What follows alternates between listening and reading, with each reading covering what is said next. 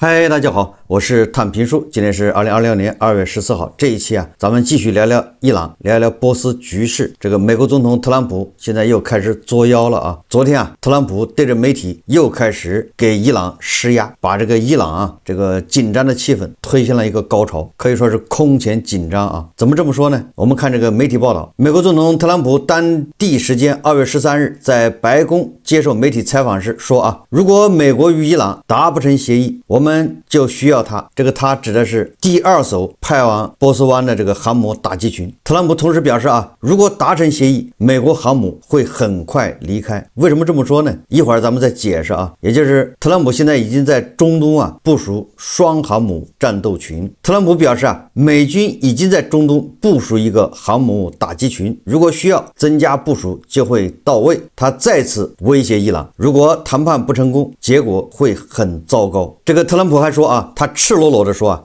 恐懼是伊朗談判中的強大動力。特朗普總統告訴美國軍隊，伊朗在核談判中難以相處，並暗示可能需要向德黑蘭灌輸恐懼，才能和平解決僵局。這是特朗普他在訪問那個什麼一個軍事基地講的，說這個伊朗人說得多做得少，承諾很多實現的很少，跟伊朗人談判非常的這個叫麻煩吧，就這意思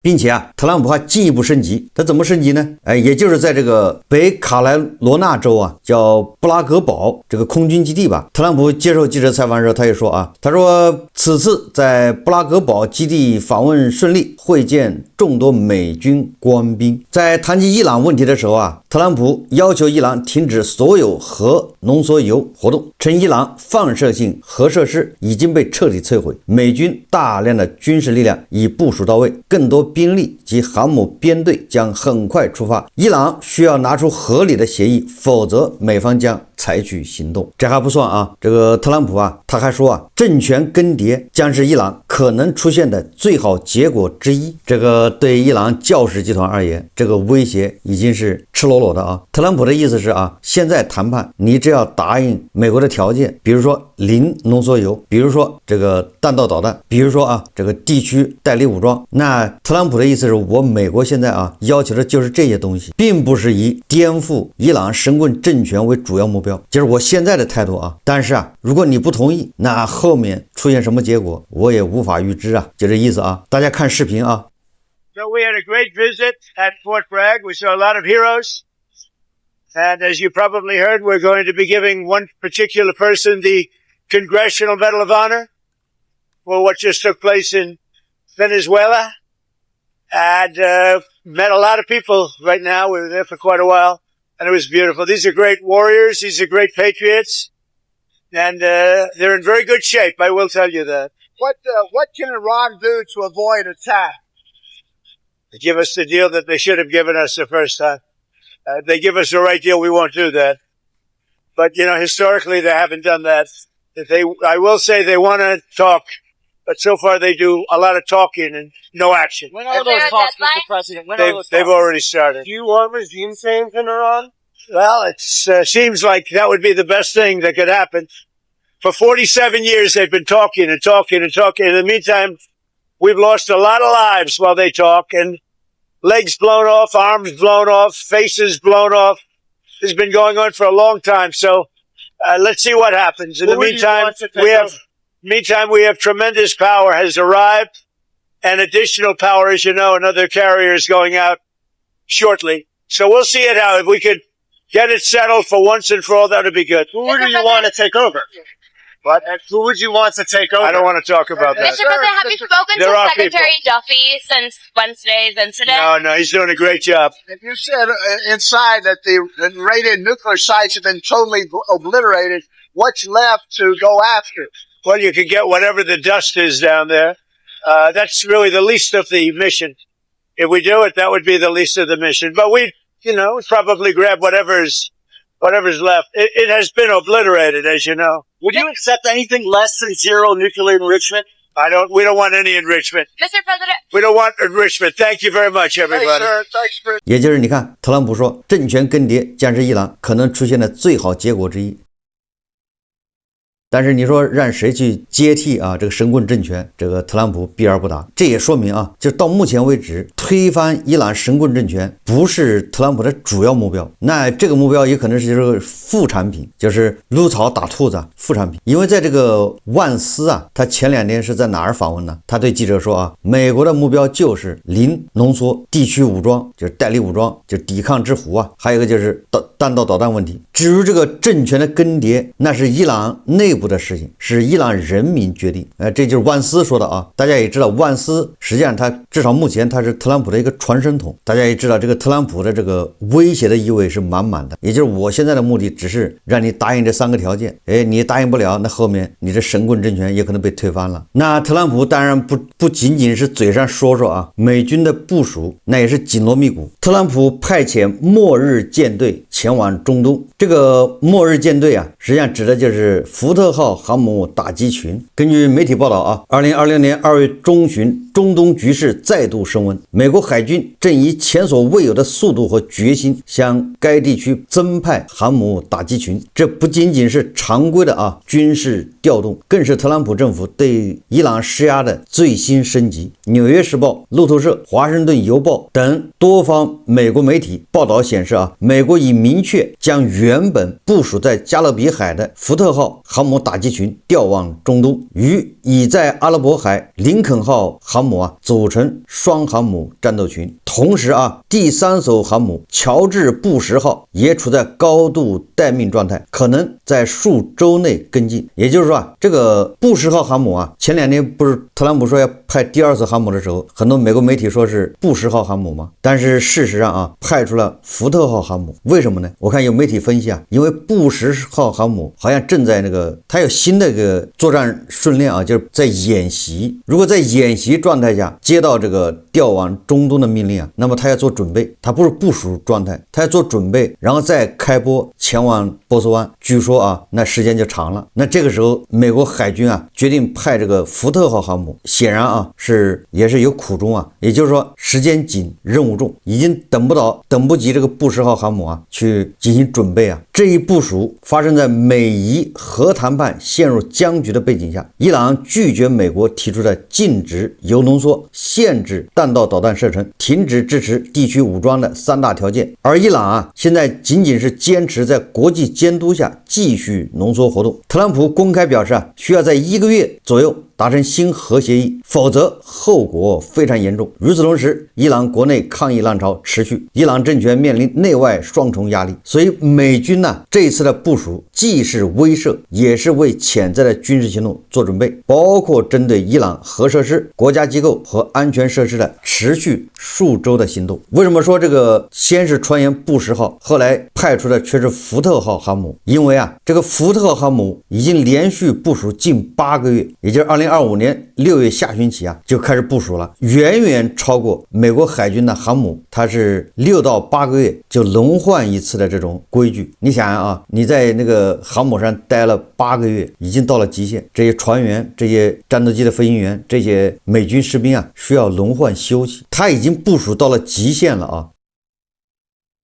但是卻仍被要跨大西洋2次部署，也就是從那個應該是加勒比海吧，挪到這個波斯灣，怎麼着得1萬多海里反正不近得跑上個10幾天呢。這一方面反映出美軍航母力量的緊繃狀態，從巔峰時期同時打贏2場高烈度戰爭，到如今勉強應對2場小型衝突。這個福特號航母是美軍最新一代福特級航母的首艦，被譽為全球最大、技術最先進的核動力航母，有媒體稱之為叫末日艦隊它應該是美軍現役最先進的核動力航母。這個福特號2025年6月下旬從諾福克出發，原本是到地中海部署，後來因為委內瑞拉局勢轉向，所以又臨時部署到加勒比海，參與了對馬杜羅政權的直升機突擊抓捕行動。2月12號，五角大樓下令福特號及其護航艦隊立即離開加勒比海，駛向中東，預計2號下旬或3月幾號啊，大概3月初吧，抵達阿拉伯海，與林肯號會合，形成罕見的雙航母戰鬥群。根據媒體報道啊，已經部署近8個月的福特號航母，如果抵達啊，風塵仆僕趕到波斯灣，那它的部署時間就已經超過了230天，船員和裝備處於疲勞狀態。美國海軍高層此前曾推回超期命令，但在特朗普親自干預之下，福特航母還是出發了，從加勒比經過大西洋、地中海、蘇伊士運河，全程約1萬海里，需要半個月的高速航行。待命中的喬治·布什號航母打擊群，第3支航母的懸念啊，這個布什號啊，實際上是美國的最後一艘尼米茲級的這個核動力航母，它目前是在美國東海岸叫弗吉尼亞外海進行複合訓練单元演習，實際上就在這個美國的近海啊，在那旅遊演習嘛。五角大樓已指示其數小時內準備出發，若命令下達，最早3月中旬抵達中東。你看看啊，這個福特號航母2月底3月初就能趕到波斯灣，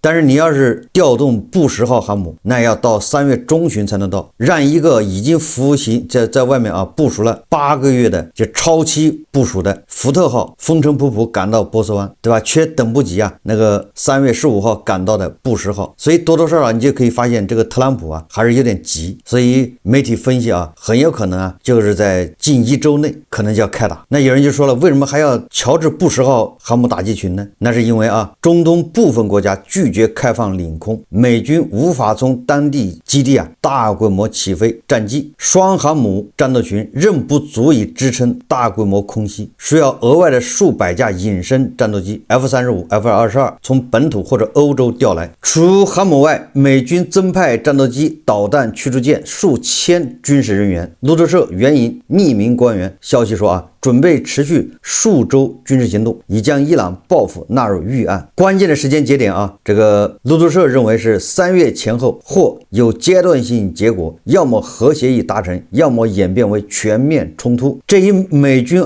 航母的部署反映出美軍從委內瑞拉優先到伊朗優先的戰略轉向。福特號剛完成抓捕馬杜羅的任務，被緊急抽調，凸顯中東威脅的緊迫性。特朗普這次是下本了啊！根據媒體報道啊，這個一艘航母一天費用大概在800萬美元，2艘啊，那就是至少1500萬美元一天，這下了血本啊，賊不走空，至少說明對吧？這個特朗普不達目的，他是不會罷休的，那得花這麼大本錢呢。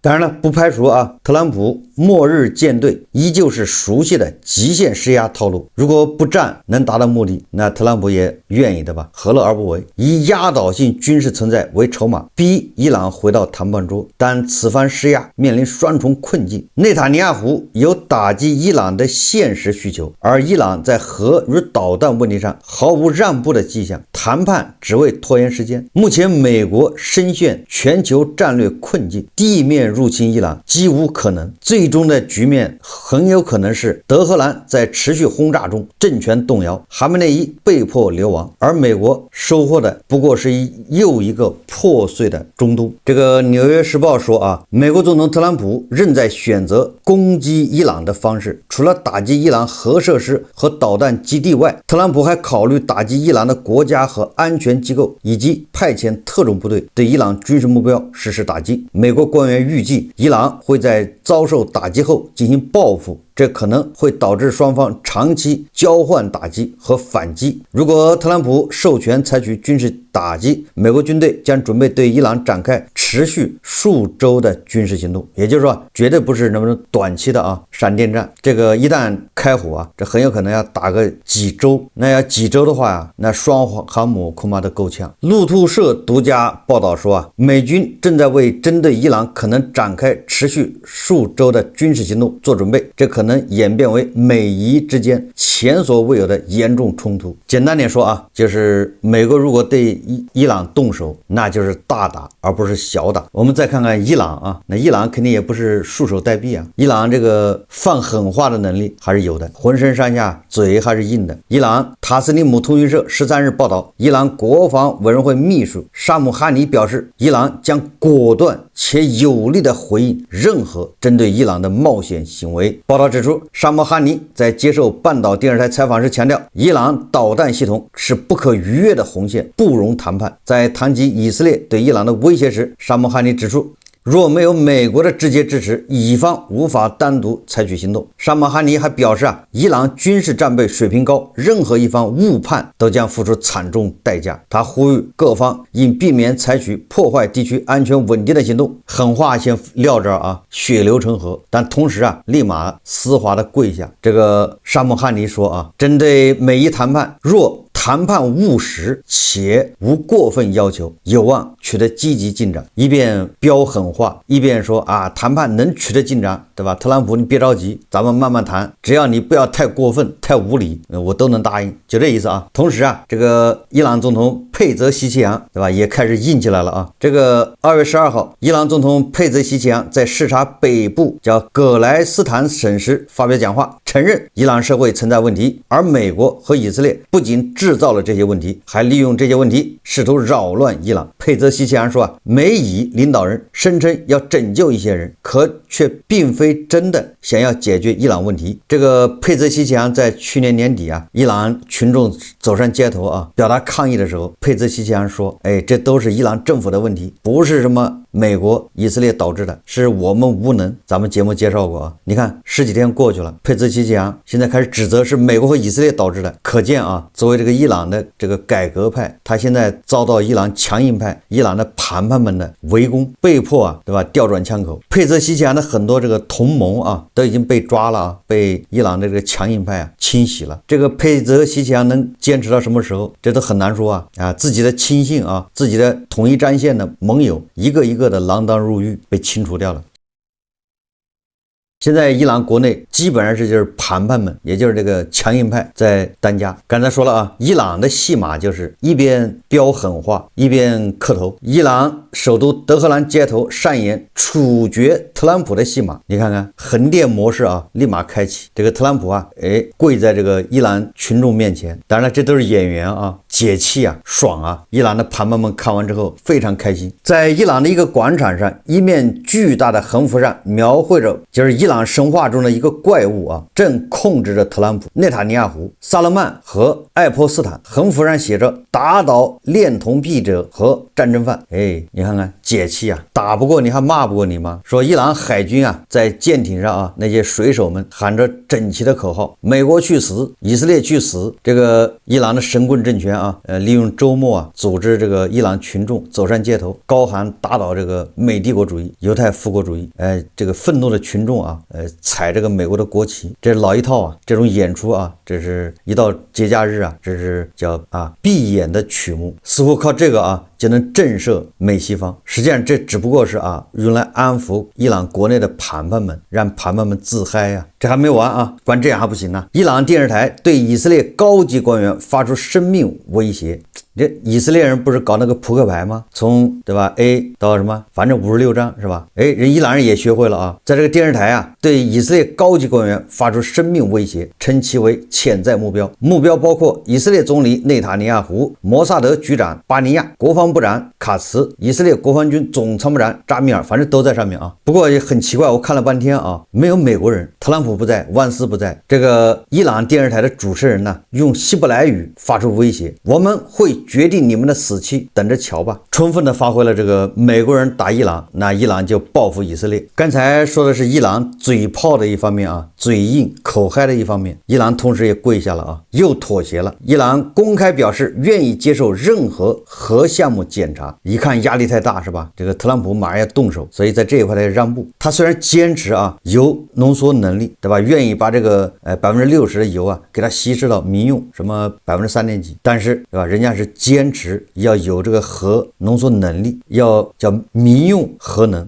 你不相信是吧？你不相信，那我願意接受核查，國際的原子能機構对吧，可以派人來檢查。這就是特朗普說的跟伊朗人談判很累，伊朗人說得多做得少。為什麼這麼說說呢？一看他扛不住了啊，他立马就同意检查。實際上啊，這是伊朗固定的套路。不要看伊朗嘴上同意接受任何核項目檢查，實際上這是伊朗長期堅持的一種左右搖擺的核策略。很多人不明白啊，以為伊朗跟朝鮮一樣，寧願勒緊褲腰帶，耗費半個世紀，拼了命也要搞出核武器。但事實上，伊朗跟朝鮮非常不一樣。伊朗奉行的是一種靈活的核戰略。什麼叫灵活核戰略呢？就是把核武計劃當作一種籌碼。當西方制裁過於嚴厲時，伊朗扛不住的時候，他就不扛了，直接暫停核武研發，換取美國解除制裁。可当美國解除制裁以後啊，他的经济慢慢緩過来，他又秘密重啟核武研发，同时对外输出伊斯蘭革命，也就是玩这种猫捉老鼠的游戏。在奧巴馬時期啊，為什麼美伊之間能夠達成伊核協議？核心就在於伊朗同意了自己的核設施接受國際原子能機構的全面監管。也就是伊朗同意核項目檢查，這個已經不是第一次。結果呢是以色列摩薩德他借助國際原子能機構安插間諜，滲透到了伊朗核項目的最高層，公開刺殺伊朗頂級核科學家。說明什麼呢？說明哪怕伊朗所有的核項目接受國際監督，以色列也根本不相信。所以以色列是要求伊朗是叫零濃縮，不要說零濃縮，你最好伊朗不要有這個技術，雙方根本沒有任何戰略互信可言。所以這一次內塔尼亞胡趕緊趁着這個美以第一輪會談結束，第二輪會談還沒有開始的時候，這個特朗普有點搖擺的時候，趕緊訪問美國。所以伊朗這一次同意核項目接受西方檢查，實際上不過是固定套路，想以暫停核計劃來換取西方的解除制裁，然後他的人才體系和工業體系全部完整保留，也就是所謂的知識你不能抹掉。等到這個條件成熟，他又開始搞核武器核計劃。這就是特朗普對着記者說的，跟伊朗人談判很累很麻煩。根據媒體報道美國特別代表維特科夫本周早些時候與阿曼外長，就是那個順豐的快遞小哥同城快遞，他不是同城快遞他是同一個房間的快遞，從這個屋子跑到那個屋子，那個屋子跑到這個屋子，遞文件的這個外交部長布塞迪，維特科夫給布塞迪遞交了一封信，要求轉達給伊朗。那這個信裡面就關於核談判的信息和條件。阿曼的外交部長隨後根據此次對話起草了一份文件，並於周二轉交給了伊朗最高國家安全委員會秘書拉里賈尼。拉里賈尼隨後在伊朗國家電視台的一次採訪中證實，他已經收到載有美國信息的這份文件，也就是理解成特朗普的一個最後通牒。就這條件能不能同意？那伊朗人肯定是極限拉扯，可以同意，但是他要提加附加條件。不過好消息是路透社13日報道，新一輪美伊談判和美烏俄談判將於17日在瑞士的日內瓦舉行。路透社援引消息人士的話說包括美國總統特朗普的特使維特科夫和女婿庫什納在內的美國代表團將於17日上午與伊朗方面展開談判，阿曼方面代表將協調雙方接觸。那這個阿曼的外交部長還得去當這個快遞員，很有可能17號談崩了，或者18號談崩，對吧？特朗普已經遞了話了條件已經開出去了。第二輪會談如果談不出成果，恐怕就要開打，也很有可能。因為畢竟內塔尼亞胡已經說了，不要抱有什麼期望，跟伊朗人談判那就是耽誤時間。美國的參議員格雷厄姆他說如果特朗普未能兌現承諾，讓伊朗政權繼續存在，那將是一場災難，因為這意味着美國靠不住，意味着西方世界全是空話，他們只會說到了要行動的時候，什麼實質性的都不做。不過引起大家關注的是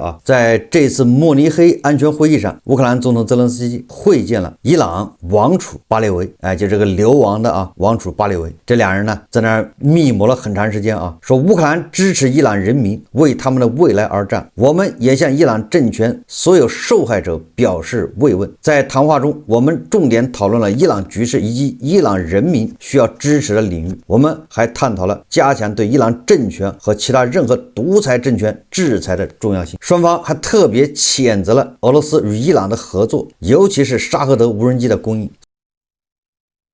所以這是我說的啊，伊朗伊斯蘭這個政權的垮台呀，那對迪保老人非常不利，對烏克蘭非常有利。所以這個澤連斯基啊，積極的與這個伊朗的流亡王儲巴列維密謀啊，共商。這個巴列維啊，多次向媒體表示啊，他願意做這個伊朗政權顛覆這個過渡人。什麼叫過渡人呢？就是3個月或者100天，他來凝聚伊朗的這個社會力量。接下來由伊朗人決定是君主立憲還是什麼共和立憲之類的吧，就是選擇伊朗走什麼樣的道路，什麼樣的政体。当然了，这些都是后话啊。伊朗伊斯蘭革命政權的掌權的合法性，就是他的這個人設，他的敘事是牢牢綁定在抵禦美國、以色列與西方威脅的這個邏輯之上的。就是他生下來就是反美，以反美反西方為己任。所以當這樣的政權一旦不反美了，跟美國眉來眼去，聽美國的話，那他又失去了這個執政的合法性。所以這就是他的死穴啊。自1979年革命以來，反美抗以從外交口號變成凝聚內部、鞏固權力的核心工具。這套敘事啊，讓伊朗神棍政權擁有天然的動員力，也把國家拖入長期對抗的泥潭，與全球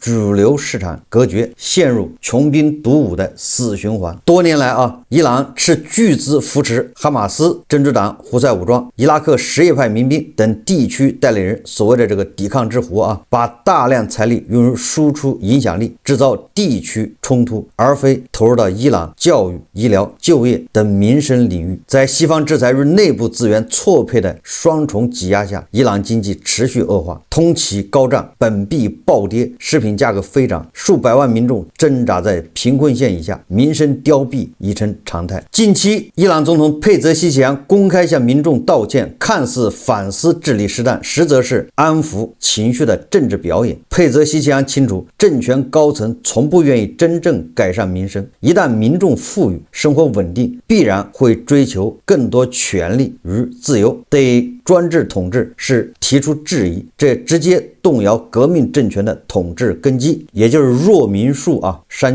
軍書裡面的弱民術啊，應該這麼理解啊。對哈梅內伊當權者來說啊，民眾最佳狀態是掙扎在深層的邊緣，為溫飽疲於奔命，無暇思考公平與權利，既不會因活不下去而造反，也不會因活得太好而覺醒，要求更多的權利。所謂的外部威脅不過是維持管控的借口，民生困境不是意外，而是刻意選擇的統治策略。弱民術嘛，肯定是看過山軍書的啊。一邊用對抗敘事綁架國家命運，一邊用貧窮穩定權力秩序。伊朗的悲劇從來不是外部制造制裁造成的，而是權力自私選擇的結果。佩澤西奇揚道歉再誠懇，也改不了政權您要對抗穩定，不要民眾幸福的本質。所以說啊，這樣邪惡的政權少一個是一個。雖然特朗普啊，你不知道他的本意要幹什麼，是真的要顛覆伊朗的神棍政權呢，還是為了石油，或者還是為了以色列的安全等等。但是啊，在特朗普的極限施壓之下，那肯定是不利於伊朗神棍政權繼續存在的。所以我們是支持特朗普施壓的，支持特朗普啊，打擊這個伊朗神棍政權。至於伊朗以後走什麼樣的道路，那當然要取決於伊朗人民，對吧？伊朗人有沒有覺醒？好，這期節目啊，咱們就聊到這裡，感謝大家收看。如果喜歡我的節目，歡迎訂閱轉發，也可以在下方留言評論，謝謝大家。